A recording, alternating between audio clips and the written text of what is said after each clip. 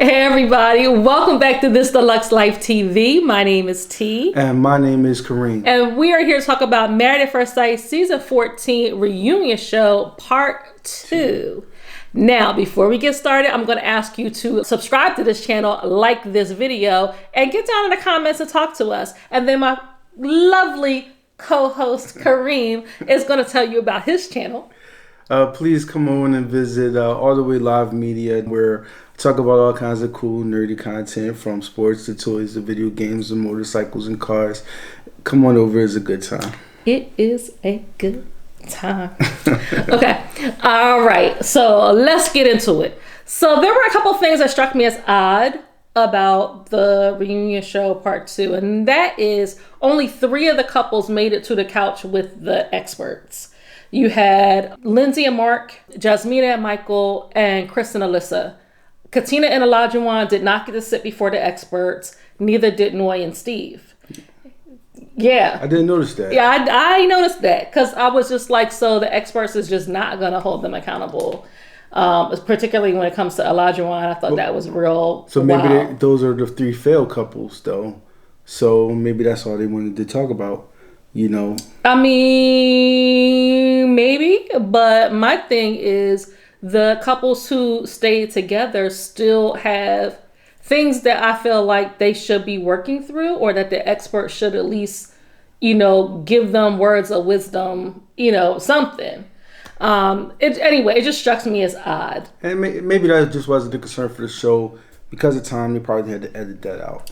Possibly. You want to get the real drama out the way, which is going to be the couples that broke up at this point. I guess so, but I mean, first of all, Chris and Alyssa have been gone so long. Everybody knows. We still Alyssa's want to talk not, about it. Do we? I mean, Alyssa's not a good person. Chris moved on. Is there anything to talk about? Though. Alyssa's not a good person. Chris moved on. Is there really anything else to talk about? Not really. You know what I mean? And the fact that they allowed Kevin Frazier to do this whole revisionist history of Katina and Olajuwon's love story. Talk about, here's the couple that just makes you smile. All that kind of stuff. I was like, were we watching the same show? And it's kind of funny because I don't think anybody that I know, like no social media channel that I came across that watched this show was like a fan of them. Yeah. Like I don't, and I know you see a lot more than I do. But yeah, people wasn't a fan of them. So I guess the whole makes you smile. Number one, he probably don't care. Kevin Frazier probably don't care. And that's basically his directive is to where are they now kind of. And they seem like they're genuinely in love now. But man, was it a roller coaster those last few 2 months that they was together. I mean, and they was rehashing everything else. Like, why not hold him to account for his actions? I just felt like he really came out on top the whole reunion show. Of course. And I don't know why. Like he even looks like he even looked like a rational person next to Lindsey. Who the whole reunion show, most of the reunion show was between her and Alyssa was just dogging them out. Yeah. Like just dogging them out. And Alyssa, did it to herself. I think Lindsey revels in it just a little bit. But Lindsey did it to herself because she doesn't revel in it. She wants everybody to think she's a good person. I think, do you want to go couple by couple? I guess it's kind of hard because it was all over the place. Right? I mean, it was a little bit, but we can. Like we're talking about Lindsey and Mark right now, so let's just continue talking about them. Okay. So you have, Lindsey talking about, she was upset because Mark put her out. Mark was upset because he said their last argument got really heated. Some threats were made, and she spit on his shirt. And obviously none of those situations sound good. We never thought they should have been together to begin with. Like, none of this is a surprise. It's par for the course for the way they argue. One thing I can say, of course, everybody's talking a lot about the spitting incident. And my thing is this: if Lindsey spit at him, he would have said, "She spit at me." not she spit on my shirt. Yeah. You know what I mean? So what that's saying to me is they were probably in close proximity, like she said. When she did her roundabout apology, they were probably in close proximity, and spittle came out her mouth, like not her, spitting at him, that it came out and it hit his shirt. Obviously not ideal, but I honestly don't believe that she intentionally spit at him, because he would have said she spit at me, not she spit on my shirt. You know what I mean? Like, to me, that was a way to make it sound like I should get some sympathy here. You know what I mean? And I don't think he needed that. I agree with you. And I don't think he needed that. I mean, he already was looking like the victim there just by telling us how much she bullied them, which we saw. Like, and like they reviewed or revealed stuff to him that he hadn't seen. Like the footage from the bowling alley and all of that. Well, I'm sure he had seen it by the time that I don't think so. Yeah, because Katina and Olajuwon even talked about watching the show together before a reunion show. So obviously he would have seen it too, because we saw it. If he watched the show, he saw it. Okay, well, maybe he did, but they didn't need to replay that in front of the group. They replayed it in detail, in full. Like they was like all the whole thing, and he seemed kind of shocked by it. So I don't know. I'm sure he did see it, because there's no way you didn't watch the show. I don't think he and there's no way you didn't hear about it. That aired before they did that reunion show. There's no way he didn't see that. But what I do think is that he was probably mortified that it was being played again in full in front of people that you know. And the producers and Kevin, they just like, so damn I know that was terrible. That was a horrible experience. Here, let us show it to you again.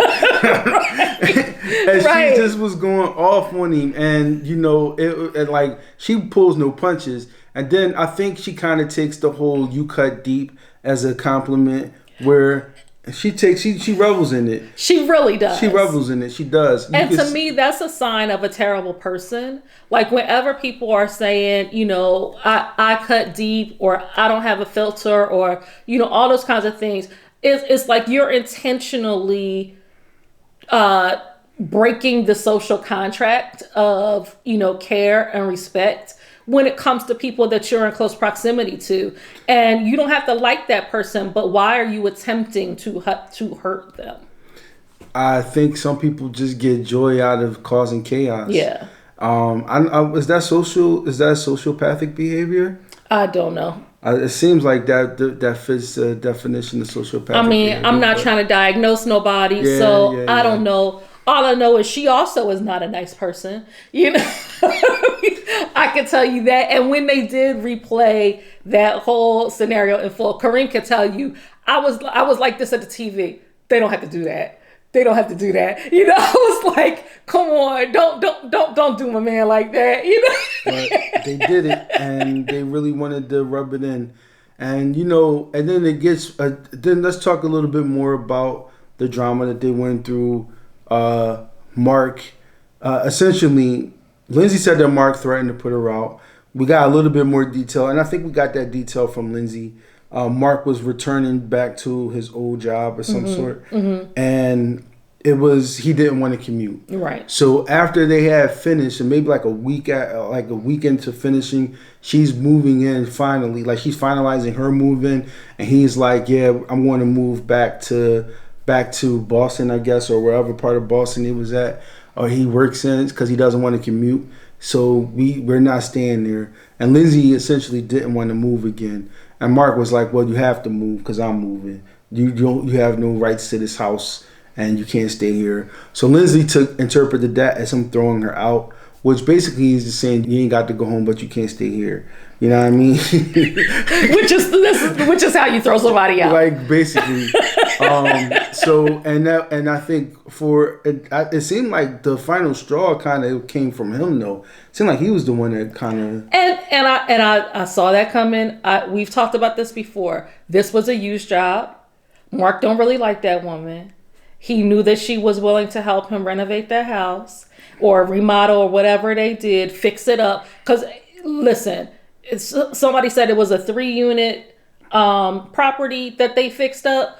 And so ain't but so much fixing up you could do in 7 days. Like, let's be real about that. So you know what I mean? Just like a cleanup job, a little right. You did a little there. paint, you did a little linoleum changing out or whatever. Like, but you know, in Lindsey's mind, I've made your whole life better. And now this is the thanks I get. Mm-hmm. And in Mark's mind, I got somebody that took charge of a job for me, you know, like the hired help.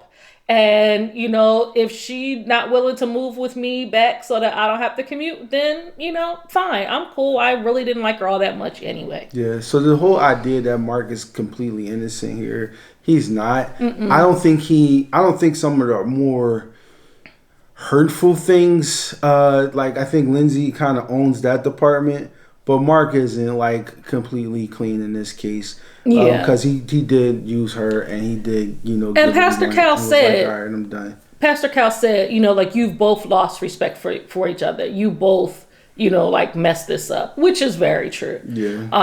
But that was clear before they even said yes on this. Indeed, like they first of all, they shouldn't have been matched. And they shouldn't have stayed together. I think they were matched based on like their individual intensity.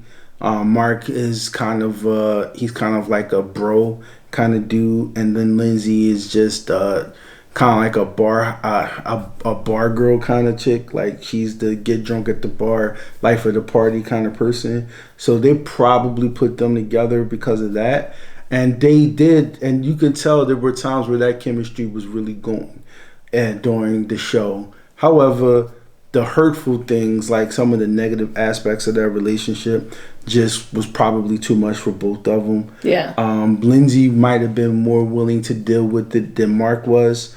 Mark had no intentions on moving forward, I don't think. No, I don't think so either. I think that, like I said before, he was going to give it a go. First of all, you get a financial bump for saying yes. I think he was going to give that a go, maybe even use that money, however much that might be, to help with the renovations that he needed to do. And like even his conversation about this, like backing up for a second, him like saying that she got to stay there rent free for 3 months or whatever. And it's like, I mean, like y'all are married. What are you talking about? Yeah. You know what I mean? That's your wife, and y'all are like actively working to fix up. Like it was just weird. I didn't like the whole energy. He basically had no intentions on staying with her. Mm-mm. And like they was probably still doing it, like, you know, and the whole idea, like it wasn't that transactional for her. She gave up her apartment that she was so proud of, I think because it was on the nice side of town or something like that, mm-hmm. that she basically was talking about in the drunken rant at the bowling alley. Mm-hmm. So she gave that up, and the day that she moved out, finally after 3 months of staying with him rent free while she's paying that rent, mind you, the relationship was over. Mm-hmm. So you know, downvote for both of them. Really. Yeah. But yeah. And the one funny part during that segment is when Steve piped up and was like, "Anything else you need an apology for, Mark?" Yeah, Steve. And I happened to be looking down at my phone and I hear this voice say that, and I said, "Was that Steve?" He said, "Yes." I was like, that? Steve. He was talking about the spit incident. But Mark's sitting there looking like a 4-year-old. Mark is the oldest person on the show. He is. And you know why Mark didn't want to bring that up to ask for the apology? Because it was stupid. And she didn't spit on him. She spit on his shirt. Probably accidentally. And I think Lindsey conformed a little bit because Lindsey knew that was some BS. Well, and yes. And then you have Elijah Wan telling, you know, her, just go ahead and apology. Just go ahead and apologize. You're never going to see him again. Just apologize. You know, all of that. Like when Elijah Wan is your moral compass. I mean. Yeah. Woo. Yeah, you went far left at that point. When Elijah Wan is your moral center, you way. She's in the Bermuda Triangle because her compass is just going around like this. Yeah. So all right, so we can move on. Let's talk about Noi and Steve. Not a whole lot to talk about because they didn't like focus on them very much. No. This episode, of course, the experts talked about, them, not living together, which I also think was overblown because in reunion part 1, they talked about they're together like 6 days out of the week. And so the fact that they're talking about they really need to be living together in order to develop their relationship and blah, blah, blah. And Dr. Viviana was saying this is not an ideal situation because they're newlyweds and I need think to even be Dr. developing and Pepper growing. jumped on that tip too. Like, didn't Dr. Pepper say something? Well, she said that from the beginning, even when she was in the apartment with them. Right. She said from the beginning, my situation is different because of these factors. I do think that it would be in your best interest to live together, etc. And I mean, but like literally, this is a non-issue at this point. It's like they're spending 6 days out of 7 together, and when they asked during the girls segment who's going to be the first to have kids, Noi was like, me. You know what I mean? Like, obviously, that you can't be in your own apartment, and your husband across town. You know what I mean? So, like, clearly they are getting to where they need to get to. And hopefully, their counseling that they're going to is doing them some good, and they're getting past their communication issues and all the things that they need to work on to make that happen. The only other thing that Noi was a part of, they asked her about the spat that Jasmina and Lindsey had in the cab, and Lindsey was like, Jasmina was yelling, and Jasmina's like, I wasn't yelling. Tell her, Noi. Noi's like, I don't remember her yelling, like, okay. So like there was really nothing else to talk about when it comes to Noi and Steve, other than Steve was really trying to get all up in Lindsey and Mark's business. Like, she owes you an apology because that's not respectful. Yeah. Not a whole lot, but it's clear they got plans for the future. Mm-hmm. So it's looking good for them. So who do you want to move on to? I don't know. We talked about Lindsey and Mark, Noi and Steve. Let's talk about Chris and Alyssa. So they sat before the experts, and Chris barely got a word in edgewise. The only thing that he got to say when he was asked, did he see why they was matched? And what did he think of the match? He was like, I really couldn't evaluate. We didn't get to know each other at all.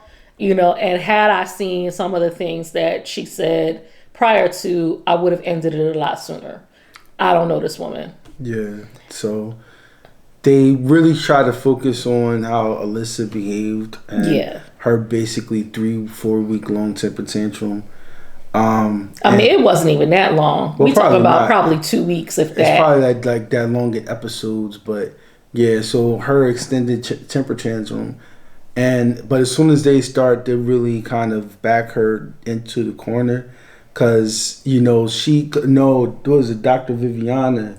Homegirl came out with the receipts, which was funny to me because Dr. Viviana was giving auntie vibes as she was like this with her phone. It was up in her face like this as she was zooming. So she was like, let me read. If she could have pulled out her auntie glasses, she would have. But she was like, let me tell you, you asked for compassion and hardworking and loyal and this and that. Did you not get that? And then Alyssa tried to start it, but I was told that I wouldn't be attacked. But before that, she said, I didn't feel loyalty from him. No, but she you didn't feel, first of all, out of all of the things, compassion, hardworking, all the things, you pick loyalty to say, and that is actually one of the things that he most displayed to you. And that he tried his hardest to make things work in a impossible. He was looking like a whole fool. And only in the sense that, man, that must be incredibly sad and lonely to just be rejected like that. Because ain't nobody watching really felt like he did anything wrong, right? Not at all. So he out here just looking like a whole goofball because he signed up for this show. He was planning on meeting somebody marrying somebody and trying to make it work. And when the person that he married immediately rejected him, and then and not only do you have him going through that, but then watching playback, you have production like literally playing him. like zooming in on characteristics that she doesn't find attractive, like stuff like that. Like, why are you doing this to this man? Hasn't he been through enough? And so so then after she had her little mouth statement, she immediately goes into, I was told that I wasn't going to be attacked and blah blah blah. But like, you're calling these people's integrity. I mean, we've been calling their integrity, with their professional acumen into task. Like, what's going on here? How could you do this? But Alyssa said one thing, and Alyssa said one thing to them, but said something else to us. And we found out that, Alyssa was basically BSing. I actually think it was both.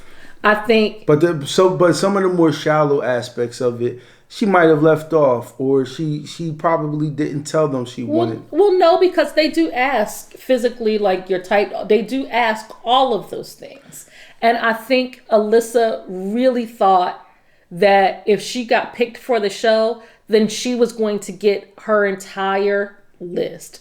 But Alyssa, haven't you watched this show before? Like, like even Dr. Pepper said, if we had known your definitions were so narrow, then we wouldn't have matched you. But Alyssa really felt that because she said it meant that she was going to get it. And so I understand where she's coming from in terms of feeling betrayed, but that doesn't negate the fact that you treated this man like dirt. And she didn't need to do that. Like, why are you taking it out on him that you didn't get what you wanted? Like, you could have still been a nice, kind, respectable person and at least gotten to know him and said, at the end of this, my answer is no on decision day. Like, you didn't have to treat him like he was worthless because he wasn't your ideal man. Like, that's not fair. So I was glad that Dr. Viviana came with receipts, with the other things that she said that she wanted. And I do believe that she did get. I also believe that the experts knew that that he was not going to be her type. And they thought that there may have been potential for, Alyssa to be like the next Jamie Otis, who didn't like her husband on first sight, but grew to love him. I think that's what they, felt like, well, at best, this will happen. I don't think they imagined how far left that it would go. So, yeah. You want to talk about Katina and Olajuwon?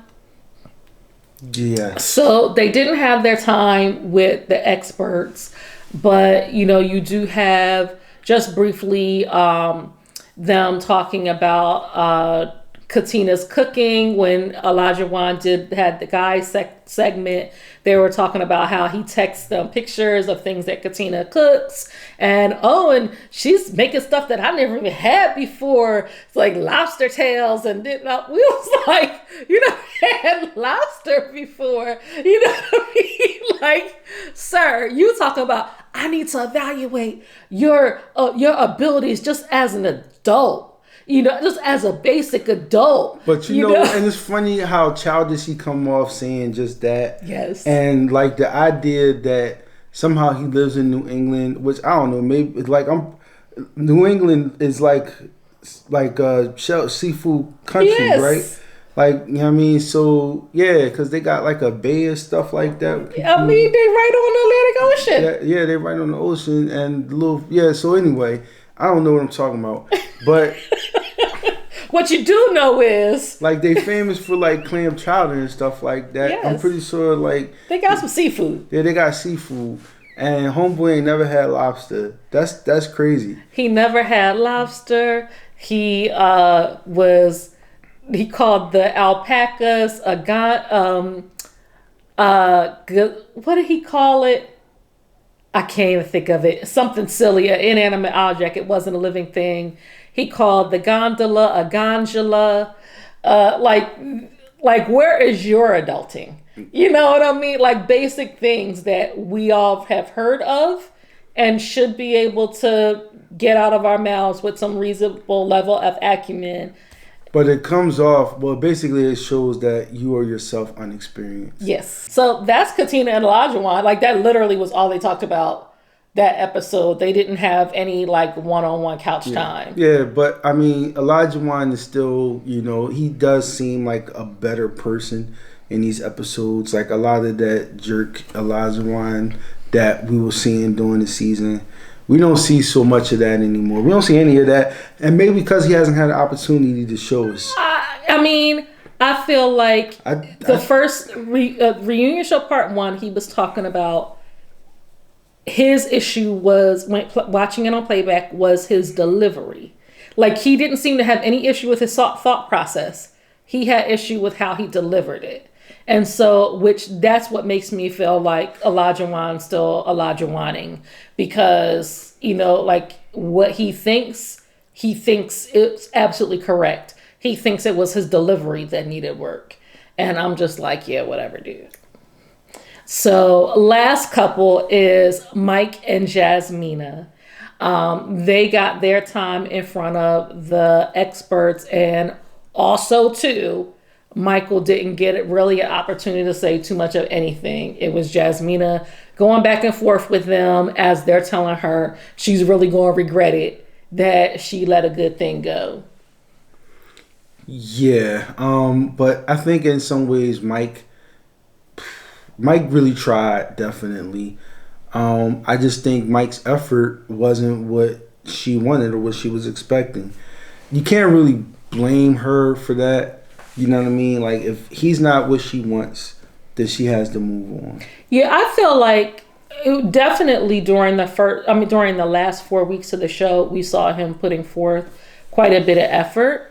But it doesn't seem like he tried very hard after the show. And that's the thing. Like, it seemed like neither one of them tried very hard. She's like, well, I was calling and texting, you know, and he was just like, well, you know, I came over that one time. And then they had a whole argument, like, y'all beefing about the use of a laptop. And you know, she asked, can she use it? Her words were, can I use your laptop? And apparently he took that to mean you never said that you needed it. You know, so we don't know verbatim what the conversation was like, but we know what she said. If she said that, and you're like, you never said that you needed it, then you BS. Then you frauding. Like, because she clearly said, can I use your laptop? If the answer was yes, you should have brought it over to her. She needed it, you left her hanging, and then you claimed that, you know, she didn't tell you that she needed it. You know what it just reminds me of? It reminds me of when she said, have you ever lived with a woman before? And he went, no. Knowing he has two female roommates. Like, what do you get out of line about that? Like, why? You know what I mean? Like, what, huh? And so, like, I don't know if this was a misunderstanding or him just deciding that I don't feel like taking it over there, and then act like, oh, you didn't tell me you needed it. Yeah, like, he bugging. And, you know, and experts were saying, you know, like, y'all are both sitting here going back and forth, you know, basically trying to prove that you liked each other. And I don't think that's actually accurate. And I think Jasmina hit the nail on the head. You know, when Cal and the other experts were talking about, you know, the fact that in a marriage, these hiccups happen. And, you know, it might piss you off for a day or two. Y'all might not be speaking. An argument might get heated, but you get over and you roll with it. And Jasmina hit the nail on the head and said, that's what you do when you actually have some type of emotional connection with the person.